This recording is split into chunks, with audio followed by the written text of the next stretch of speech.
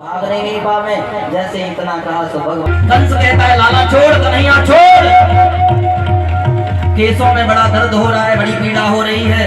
भगवान कहते हैं याद करो मामा जी, एक दिन तुमने मेरी मैया देवकी के केस पकड़े थे, तब तुम्हें पीड़ा नहीं हुई होगी। जाके पग नहीं फटी विवाही सो का जाने पीर पड़ाई। अब मालूम चला लाला गलती हो गई, कृष्ण गलती हो गई, छोड़ दो। भगवान कहते हैं पहले तो मैं किसी को पकड़ता नहीं, और पकड़ लेता हूँ तो छोड़ छुटा करके ही छोड़ता हूँ। भगवान ने केस पकड़ करके घसीटा और घसीट करके फेंक दिया। भयभीत होकर के भागा, भागते हुए कंस में भगवान ने पीछे से पादा प्रहार कर दिया, लगा चित्त पड़ गया रंगभूमि में, और भगवान छलांग लगाकर सीने पर बैठे। दो चार मुक्का भगवान ने वक्षस्थल में मारे, रक्त की उल्टी करके कंस वहीं ढेर हो गया। भगवान की देवताओं ने पुष्पों की वर्षा कर दी, सूतवागत जन भगवान की वृंदावली गाने लगे। नगर के लोग जय जयकार करते हुए गोविंद की भेंट देने लगे। नए राजा की जय हो, नए राजा की जय हो, मथुराधीश की जय हो। आज कारागृह में जाकर अपने माता पिता देवकी वसुदेव को चरणों में वंदन किया,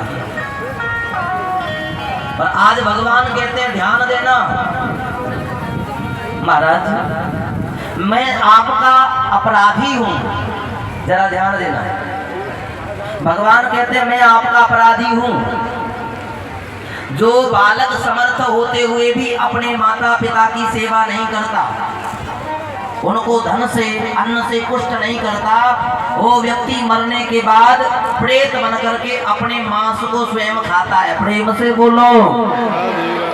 भागवत में यहाँ भगवान कहते हैं मातरम पितरम वृद्धम साध्वीं भार्याम सुतम शिशुम, इन लोगों को जो धन से और अन्न से पोषण नहीं करता, बूढ़े माता पिता को जो समर्थ होते हुए धन नहीं देता खर्च करने के लिए, उनकी हर तरह से पोषण नहीं करता। ध्यान देना, भगवान कहते हैं मातरम पितरम वृद्धम, बूढ़े माता पिता की जो सेवा नहीं करता, समर्थ होते हुए भी जो बालक, भार्याम साध्वीं, जो अपनी पतिव्रता पत्नी का अच्छी प्रकार से भरण पालन नहीं करता, सुतम शिशुम, बालक जब तक छोटा रहता है तब तक उसका भली प्रकार से लालन पालन नहीं करता, अतिथिम अभ्यागतम चैव, घर में आए हुए अतिथि की समर्थ होते हुए जो सेवा नहीं करता, अभ्यागत की सेवा नहीं करता, वो व्यक्ति मर करके प्रेत बन जाता है, और प्रेत बन करके स्वयं मांसम सखादति, अपना मांस स्वयं खाता है। प्रेम से बोलो।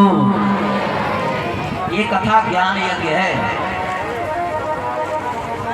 भगवान कहते हैं मेरी गलती हो गई, समर्थ होते हुए भी आपकी रक्षा नहीं कर पाया, आप क्षमा कर दीजिए।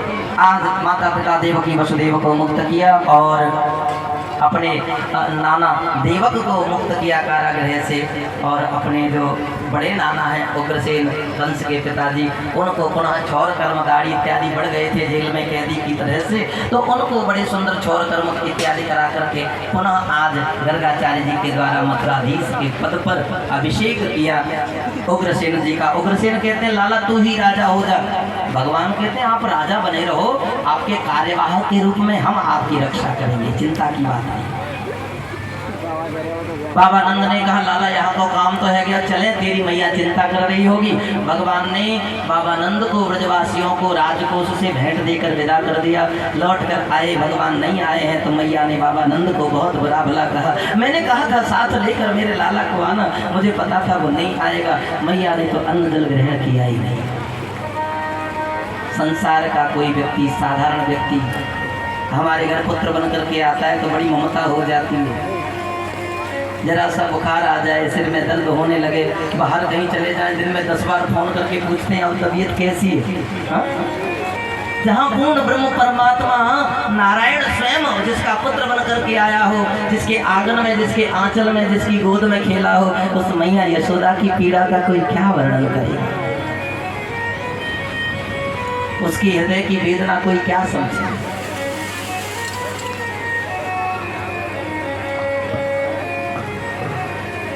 उज्जैन में सांदीपनि मुनि के आश्रम में विद्याध्ययन करने गए। भगवान भेज दिया है वसुदेव जी ने। सुदामा से मित्रता हुई, थोड़े समय में सभी विद्याओं में पारंगत हुए।